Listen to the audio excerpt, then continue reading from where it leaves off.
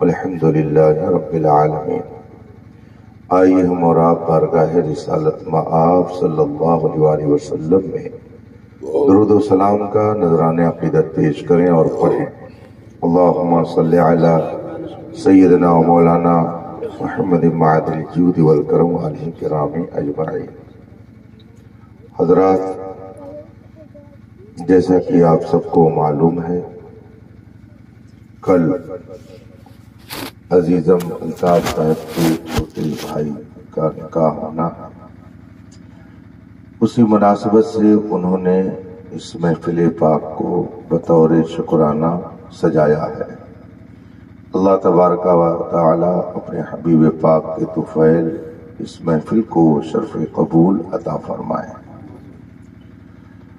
Programme لگتا ہے بہت تاخیر سے شروع ہوا، اسی لیے جو ہمارے نعت خواں حضرات باہر سے تشریف فرما ہوئے ان کا بھی ابھی نمبر نہیں آیا، جبکہ مجمع کا جو حال ہے آپ اسے دیکھ رہے ہیں۔ 2-4 منٹ کے لیے میں آپ کے درمیان ہوں، درود شریف پڑھ لیں۔ اللہم صلی علی سیدنا و مولانا محمد معدن الجود والکرم علیہ کرام اجمعین۔ نکاح یہ ایک خدائی قانون ہے، اسلامی نظام ہے، اور ایک اچھا سماج، صاف ستھرا معاشرہ نکاح کے ذریعہ ہی وجود میں آ سکتا ہے۔ جس سماج میں نکاح کا تصور نہ ہو اس میں کبھی خیر اور بھلائی نہیں ہو سکتی۔ آج پوری دنیا میں جتنی بھی برائیاں پھیل رہی ہیں، ان سب کا سرچشمہ یورپین تہذیب ہے۔ سب کا ماخذ اور سب کی جڑیں وہیں سے جا کر ملتی ہیں۔ یورپی تہذیب اور ان کا کلچر جو برائیوں کی وجہ سے اتنا گھناؤنا ہے کہ کوئی شریف اور عقل سلیم کا مالک اسے پسند نہیں کر سکتا ہے۔ اس معاشرے کے اندر جس قدر بھی برائیاں عام ہیں، اس کا اصل سبب یہی ہے کہ اکثر و بیشتر وہاں کے لوگوں کے باپ کا کوئی پتہ نہیں ہے۔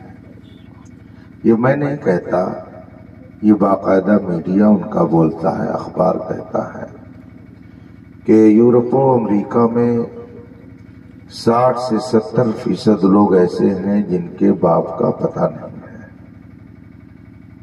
آج سے تقریباً 25 سال پہلے میں نے BBC لندن کی خبر سنی تھی، اس میں باقاعدہ یہ بات نشر ہو رہی تھی کہ امریکہ میں اتنی فیصد آبادی ایسی ہے جن کے باپ کا پتہ نہیں ہے۔ اسی لیے برائیوں کا انبار وہاں ہے، اور شیطان یہ چاہتا ہے کہ ان برائیوں کو ایک جگہ سے دوسری جگہ ٹرانسفر کرتا رہے۔ جو کبھی یہاں دیکھنے میں نہیں آتی تھی، شیطان اسے پہنچا دیتا ہے، اور دیکھتے ہی دیکھتے وہ برائیاں ہمارے ملک، ہمارے سماج کو بھی دیمک کی طرح کھا رہی ہیں۔ نکاح چونکہ اسلامی نظریے کے مطابق ایک پاکیزہ سماج اور معاشرہ قائم کرنے کا اہم ذریعہ ہے۔ میرے آقا صلی اللہ علیہ وسلم نے نکاح کو ایمان سے جوڑ کر کے قوم کو پیغام دیا اور فرمایا النکاح شطر الایمان، نکاح آدھا ایمان ہے، نکاح آدھا ایمان ہے۔ میرے آقا ایک حدیث میں ارشاد فرماتے ہیں تزوج الودود الولود، ایسے خاندان میں، ایسے گھروں میں شادی کرو جہاں محبت کرنے والے زیادہ پائے جاتے ہیں۔ تزوج الودود، محبت کرنے والوں سے نکاح کرو۔ الولود، جن کے گھروں میں بچوں کی پیدائش زیادہ ہوتی ہو وہاں نکاح کرو۔ فإنی مکاثر بکم الامم یوم القیامہ، جب تم ایسے گھروں میں شادیاں کرو گے جہاں محبت زیادہ ملے تو تمہاری دنیا کی زندگی ٹینشن فری ہو کر گزرے گی، آدمی اطمینان اور سکون کا سانس لے کر رہے گا۔ اور اگر تم نے محبت کو دیکھ کر کے شادی نہیں کیا اور ایسے خاندان میں شادی نہیں کیا جہاں محبت کا جذبہ ہو اور پھر چاہو کہ بیوی سے محبت ملے تو ایسا نہیں ہو سکتا ہے۔ حضور فرماتے ہیں جہاں محبت ملے وہاں شادی کرو، مگر ہم لوگوں نے مزاج یہ بنا لیا جہاں پیسہ زیادہ ملے، جہاں جہیز زیادہ ملے وہاں شادی کرو۔ سرکار فرماتے ہیں جہاں محبت زیادہ ملے وہاں شادی کرو، اور لوگ سمجھتے ہیں جہاں پیسہ زیادہ ملے وہاں شادی کرو، تو دو میں سے ایک ہی چیز ملے گی، یا تو پیار ملے گا اور یا تو پیسہ ملے گا، دونوں چیزیں نہیں مل سکتی ہیں۔ اللہ کے رسول صلی اللہ علیہ وسلم امن و امان اور محبت کا پیغام لے کر آئے تھے۔ آپ نے دنیا کو محبت کا پیغام دیا اور فرمایا کہ جس نے تجھے پیدا کیا ہے سب سے زیادہ حق اس کا بنتا ہے کہ تم اس سے محبت کرو، اس لیے کہ اگر وہ پیدا نہ کرتا تو تم دنیا کی رنگینیوں کو دیکھ ہی نہیں پاتے، لہذا جو تمہیں سب دے رہا ہے پہلے اس سے سب سے زیادہ محبت کرو۔ جو تمہارا خالق ہے، تمہارا مالک ہے، جو تمہیں رزق دیتا ہے، جو تمہیں طاقت دیتا ہے، جو تمہیں خوشی دیتا ہے، جو تمہیں ہر نعمت عطا کرتا ہے، سب سے زیادہ اس سے محبت کرو۔ پھر وہ جس سے محبت کرنے کا حکم دے اس سے محبت کرو۔ ہم ماں باپ سے اس لیے محبت کرتے ہیں کہ اللہ کا حکم ہے کہ ماں باپ سے محبت کرو۔ ہم اپنے استاد سے، اپنے شیخ سے، اپنے پیر سے، اپنے مذہبی امام سے، اپنے پیشوا سے اس لیے محبت کرتے ہیں کہ اللہ کا حکم ہے کہ ان سے محبت کرو۔ تو اصل محبت تو خدا سے ہے، پھر خدا نے جس کا آرڈر دیا اس سے محبت کی جائے گی۔ اسی میں بیوی بھی ہے کہ بیوی مارنے کی چیز نہیں ہے، محبت کرنے کی چیز ہے، اس لیے کہ جب تم اس سے محبت کرو گے تو پھر وہ تمہارے گھر کو جنت کا نمونہ بنا دے گی، اور اگر تم اس سے نفرت کرو گے، سمجھو گے کہ یہ گھر کی ایک نوکرانی ہے، اس کا کام ہے کھانا پکائے، گھر دیوار صحیح رکھے، بس اس کے علاوہ اور جب میں کہوں تو یس مین بن کر کے کھڑی رہے، اگر آپ یہ تصور کریں گے تو گھر جنت کا نمونہ نہیں بن سکتا ہے۔ میرے آقا سرور کونین صلی اللہ علیہ وآلہ وسلم ایک مرتبہ کہیں سے گھر میں تشریف لائے۔ حضرت عائشہ رضی اللہ تعالی عنہ ہماری اور آپ کی پوری کائنات کے مومنوں کی ماں ہے، ہماری اور آپ کی پوری کائنات کے مومنوں کی ماں ہے۔ ام المومنین حضرت عائشہ رضی اللہ تعالی عنہ نے پانی پیش کیا سرکار کی بارگاہ میں، اور آج کیا ہوتا ہے، صبح سے شام تک گھر کے اندر جتنی چیزوں کی ضرورت پڑتی ہے بیوی اس کی فہرست اور لسٹ بنا کر کے رکھے رہے گی۔ شام کو بیچارہ شوہر تھکا مادا جاب سے، اپنے کام سے محنت مزدوری کر کے آیا، اور اس کے بعد میں نہ آؤ دیکھا نہ تاؤ، نہ پانی پوچھا نہ چائے، نہ خیریت پوچھی نہ حالت، اور فوراً ایک طرف سے لسٹ سنانا شروع کر دیا۔ سوئچ خراب ہے اس کو بنوانا ہے، گیس سلنڈر نہیں ہے اس کو لانا ہے، چولہا صحیح نہیں ہے اس کو ذرا صحیح کرنا ہے، بیٹے کی دوا لانی ہے، صابن نہیں ہے۔ وہ بیچارہ انجینئر بن جائے کہ ڈاکٹر بن جائے کہ ماسٹر بن جائے کہ وہ دکاندار بن جائے، ساری لسٹ اس کے سامنے پیش کی گئی۔ दिन भर तो बेचारा थका मांदा था, घर पे आया और 2 कुंटल का बोझ उसके ऊपर रख दिया गया। शौहर टेंशन में आया और उसने कहा भाग मेरे सामने से, बाद में लेकर के आना। बताइए क्या ऐसा घर खुशगवार रह सकता है? नहीं हो सकता है। मेरे आका सल्लल्लाहु अलैहि वसल्लम घर में दाखिल हुए, हजरत आयशा रज़ी अल्लाह ताला अन्हा ने पानी पेश किया। इससे ये सबक मिलता है कि अगर शौहर कहीं बाहर से थका मादा आए तो बीवी का अखलाक ये है कि अपनी जरूरत को एक तरफ रखे, पहले उसको खुश करने का सामान फराहम करे। हजरत आयशा रज़ी अल्लाह ताला अन्हा ने जब पानी पेश फरमाया, मेरे आका ने इरशाद फरमाया आयशा पहले तुम पी लो। देखिए उधर से भी जज्बे मोहब्बत है और इधर से भी जज्बे मोहब्बत है।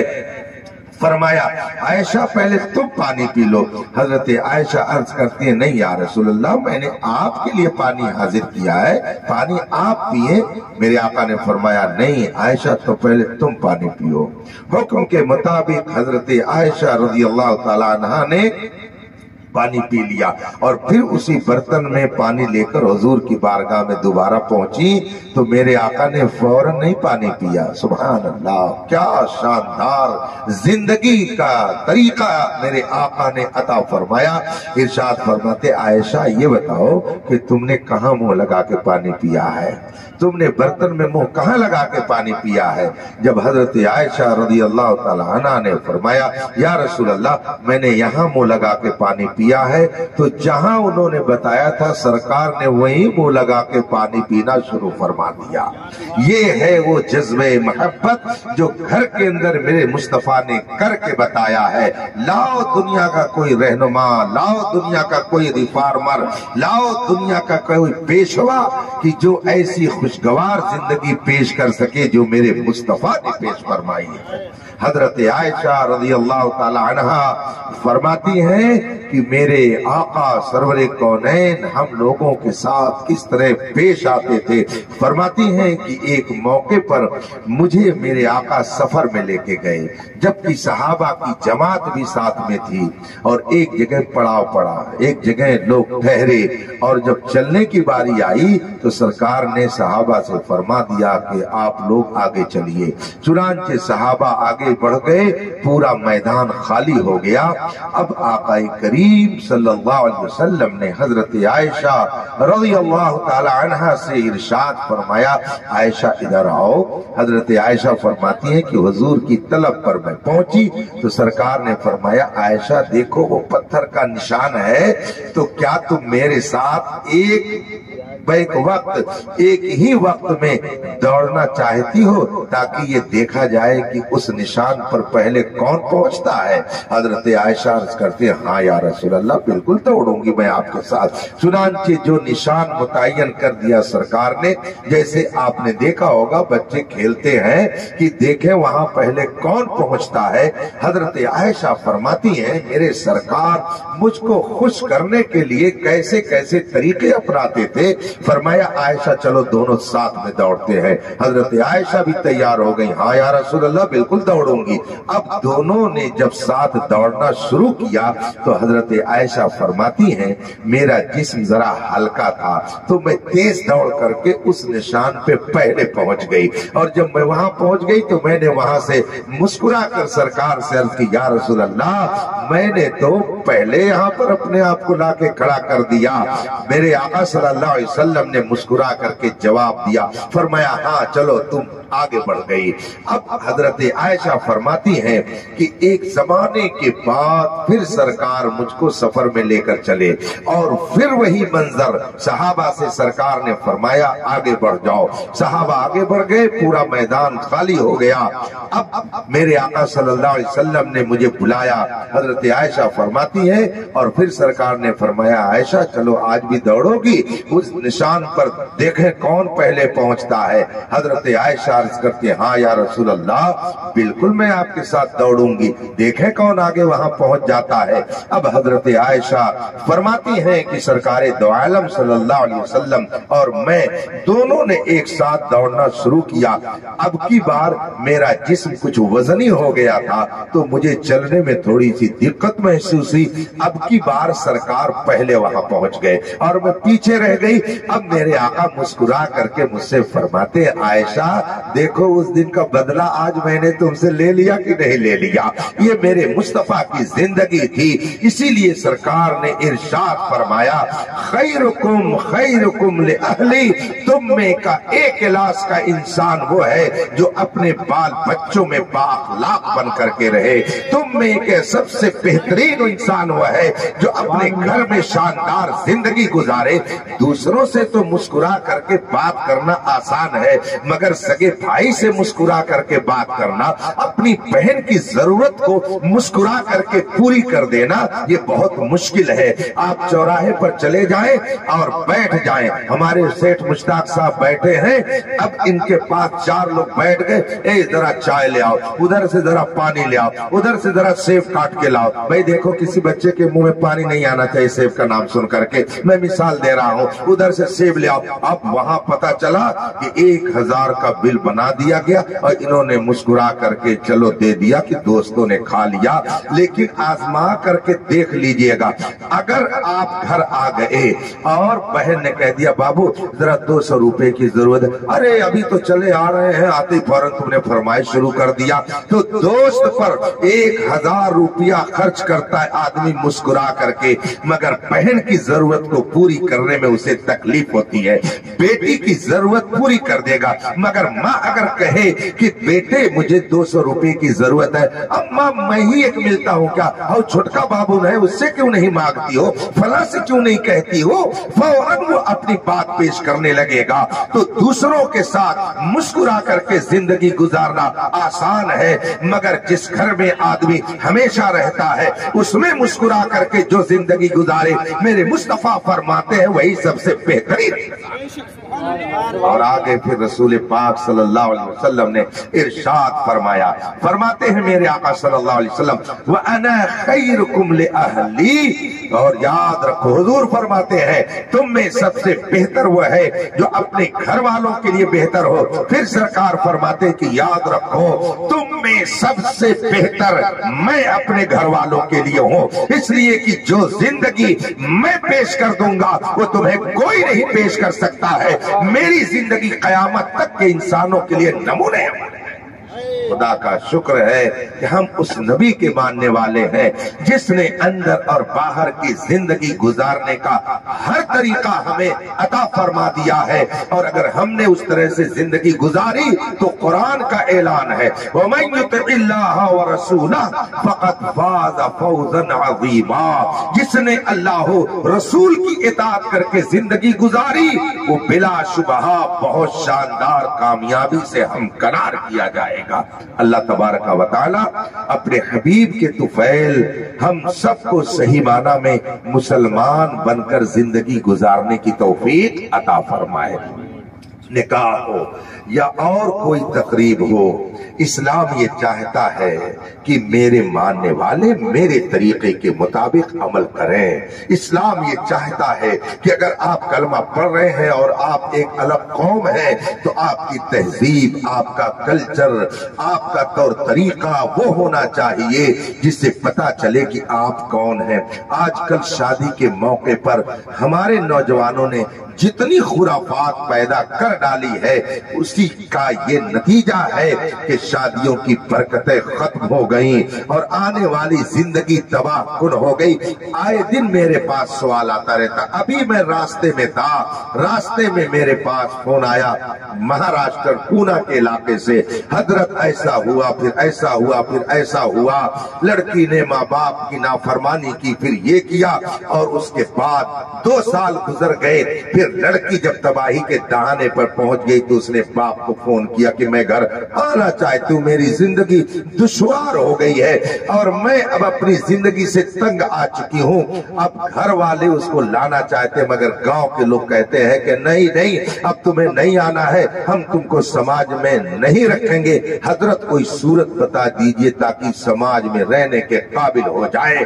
आए दिन ये बेबरकती और नहुसत जो आ रही है वो हमारे मुआशरे में जो बुराइयां फैली हुई हैं उसी का नतीजा है। शादी के मौके पर नौजवान जैसे पागल हो जाता है और ये बॉम्बे से आने वाले जो नाचना सीख करके वहां से आते हैं, इन्होंने आबादी को नाचने वाला नचनिया बना दिया।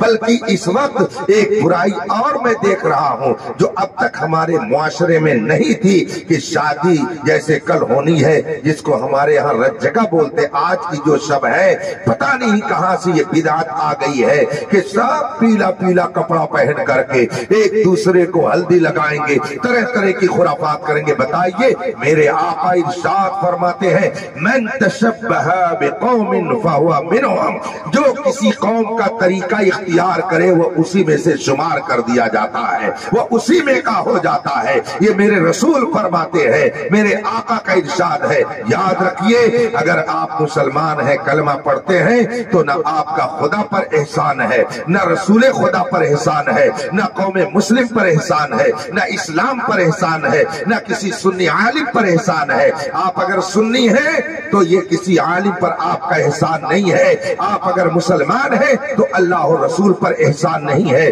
कुरान का ऐलान पहले हो चुका है, कुल ला तमुन्नु अलैकुम, कुल ला तमुन्नु ला तमुन्नु अलैया इस्लामकुम बलिल्लाहु यमुन्नु अलैकुम अन हदाकुम लिल ईमान। कुरान फरमाता है, ऐ मेरे महबूब आप ऐलान कर दो, लोगों को बता दो, कुल आप ऐलान फरमा दीजिए, ला तमुन्नु अलैया इस्लामकुम, मुझ पर अपने मुसलमान होने का एहसान मत जताओ। रसूल पाक से कहलवाया जा रहा है कि जो आपका कलमा पढ़ते हैं, आपके तरीके पर जो चलते हैं, उनसे कह दीजिए कि आपका ये एहसान नहीं है कि आप कलमा पढ़ते हैं, बलिल्लाहु यमुन्नु अलैकुम अन हदाकुम लिल ईमान। ये खुदा का एहसान है कि उसने तुम्हें कलमा पढ़ने की तौफीक अता फरमाई है। तो ये हमारा एहसान नहीं है कि हम इस्लाम को मानते हैं, ये खुदा का एहसान है कि उसने हमें कलमा पढ़ने की तौफीक अता फरमाई है।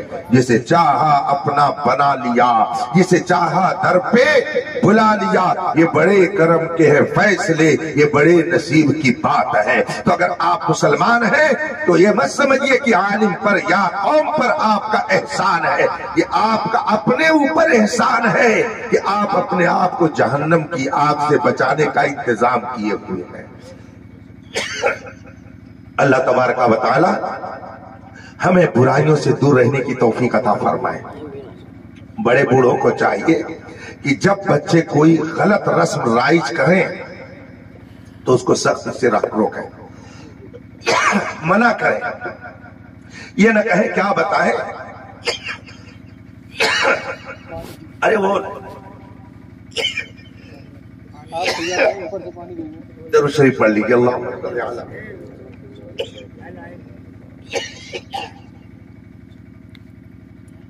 तो बैठ जाए।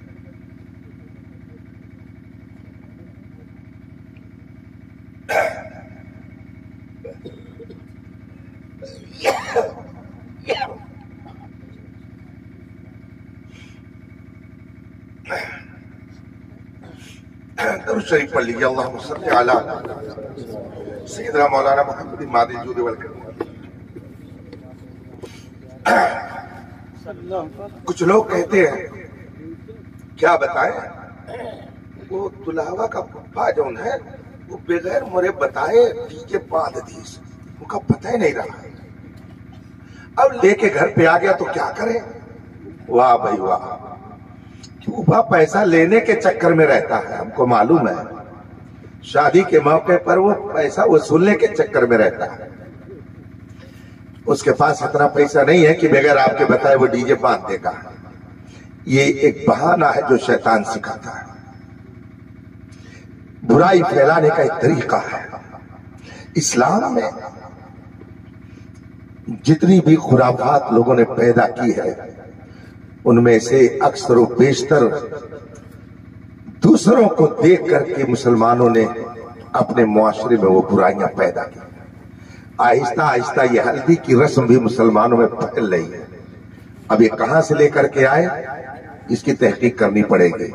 अलबत्ता सुनने में आता है कि शायद मुंबई में किसी कौम के अंदर ये रस्म पाई जाती है, और ये हमारे नौजवान जो मुंबई कमाने जाते हैं, वहां से कमा के जब लाते हैं तो सोचते 2-4 हफ्ता उड़ा पुड़ा करके खत्म कर दो, फिर चला जाएगा। तो ये सोचते हैं कि शादी के मौके पर हम वो करें जो दूसरी कौमें करती हैं, इसलिए वो हल्दी की एक रस्म निकालेंगे, जबकि आज तक ये रस्म मुसलमानों में नहीं थी। ज्यादा से ज्यादा ये होता था कि यार जरा जगह है तो क्या बनेगा, वह गुलगुला बनेगा। गुलगुला अच्छी चीज है, खराब चीज नहीं है, शीरीनी है, मिठास है। मेरे आका सल्लल्लाहु अलैहि वसल्लम के बारे में हदीस में फरमाया गया है कि अल्लाह के रसूल सल्लल्लाहु अलैहि वसल्लम काना रसूलुल्लाह सल्लल्लाहु अलैहि वसल्लम युहिब्बुल हलवा, मेरे आका मीठी चीज पसंद फरमाते थे। तो अगर हलवा आपने बना दिया, गुलगुला लोगों को खिलाया, तो इसमें कौन सी हरज की बात है। शरन ये मना नहीं है। इस्लाम ने जिस चीज को मना नहीं किया है, कोई आलिम अगर अपनी तरफ से मना करता है तो उसकी तरफ से ज्यादती है।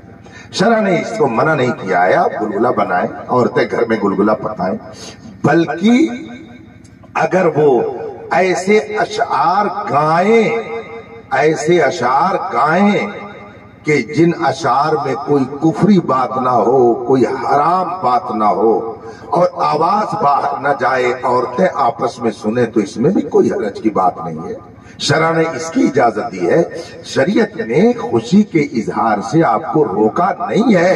हाँ, अलबत्ता आप अगर उस खुशी में हराम काम को शामिल कर ले, इस्लाम इसको पसंद नहीं करता है। और इसकी मिसाल ऐसे ही है जैसे, ये तो बारात गांव ही में जाएगी ना मुश्ताक भाई, चलिए गांव ही में जाएंगे, लेकिन बाराती जब जाएंगे तो मिजाज अलग हो जाएगा। इसलिए कि अब तो बाराती बन के जाएंगे ना, भले खानदानी में जाए, लेकिन बाराती जब बन के जाते हैं तो मिजाज दूसरा हो जाता है। कहते हैं देहात में कि एक बाराती पर 11 सवार होते हैं। अब क्या सवार होते हैं वो मैं नहीं जानता, लेकिन एक बाराती पर 11 सवार होते हैं। लोग कहते हैं जरा सी सर्विस में ताखीर हुई, हमें यार तुम्हारी कैसी सर्विस है, इतनी स्लो सर्विस करोगे। अरे देखो इसमें बोटी नहीं है तो इसमें रोटी नहीं, टेम्परेचर बिल्कुल हाई रहता है। फर्ज कीजिए बारात गई है, मैं अपने नौजवानों से मुखातिब, चूंकि दिल जलता है। इनसे अगर कहा जाए कि आप कमा रहे हो, आप 1000 रुपया दीन के रास्ते में निकाल करके दे दो, आपका ये काम होगा, अल्लाह आपको बरकत देगा। बस अब कहाँ पैसा है। और अगर इनको खुराफात में खर्च करने के लिए कहा जाए तो तन से खर्च कर देते हैं। दिल जलता इन हालात को देख करके। शानदार किस्म की मिठाई घरातियों ने बरातियों के लिए रखी, बेहतरीन किस्म की तश्तरी, सीनी, उम्दा किस्म की पैकेट, बेहतरीन आला किस्म की मिठाई, और पैक करके उसको दूल्हा मियाँ के सामने और बरातियों के सामने ला करके रखा घरातियों ने। और बहुत ही मौज पे ताव दे करके उसको बरातियों ने खोला, देखा तो शानदार किस्म की काजू की बर्फी है, बेहतरीन किस्म की नमकीन है। और जब उसको खोल करके हाथ में लेके चाह कि खाएं, तो देख रहे हैं कि उस पे थोड़ा सा गोबर रखा हुआ है, उस मिठाई पर गोबर रखा हुआ है। ईमान रूह से बताइएगा, क्या कोई अक्ल वाला उस मिठाई को खा लेगा? खाएंगे? अरे भाई, जो गोबर खाते, मैं उनकी बात नहीं कर रहा हूं, मैं आपकी बात कर रहा हूं। खाएंगे? नहीं खाएंगे, नहीं खाएंगे। शानदार किस्म की मिठाई उम्दा किस्म की तश्तरी में सजा करके लाई गई, लेकिन अगर थोड़ा सा उसमें गोबर मिला दिया गया तो बराती उसको कबूल करने के लिए तैयार नहीं, बल्कि अगर 11 के اور آگے بڑھیے 22 اگر سوار ہو تو فوراً بارات ہی واپس لے کے چلا جائے گا کہ تم نے کتنی بے عزتی کر دی ہماری، تم نے دروازے پہ بلا کے ہماری توہین کی، وہ انگلش بکے گا انسلٹ کر دیا تم نے ہماری، کتنی بڑی انسلٹ ہو گئی، تم نے ہماری یہ کر دی وہ کر دی، ہمارے ریلیٹیو کے لوگ تھے اور تم نے ایسا کر دیا ویسا کر دیا، ایسے انگلش بکے گا کہ لگتا ہے بالکل انگلستان سے چلے آئے ہیں۔ اس طرح سے آدمی اپنا روب دکھائے گا۔ میرے بھائیوں، میں آپ سے دکھ بھری کہانی اس لیے تمثیل کے ذریعہ پیش کر رہا ہوں کہ آپ اگر شاندار قسم کی مٹھائی میں تھوڑی سی گندگی گوارا نہیں کرتے ہو، میرے مصطفیٰ نے جس نکاح کو اپنی سنت بتایا ہے، اگر اس سنت میں آپ حرام کام کو ملا دو گے، بتاؤ میرے مصطفیٰ اسے کیسے پسند کر سکتے ہیں، رسول پاک کیسے خوش ہو سکتے ہیں اور اس میں برکت کیسے مل سکتی ہے۔ اس لیے اگر آپ چاہتے ہیں کہ نکاح با مقصد رہے، اس میں برکتیں ملے، تو خوشی کا اظہار کیجئے مگر اپنے آپ کو قابو میں رکھ کر کیجئے۔ وآخر دعوانا ان الحمدللہ رب العالمین۔ السلام علیکم۔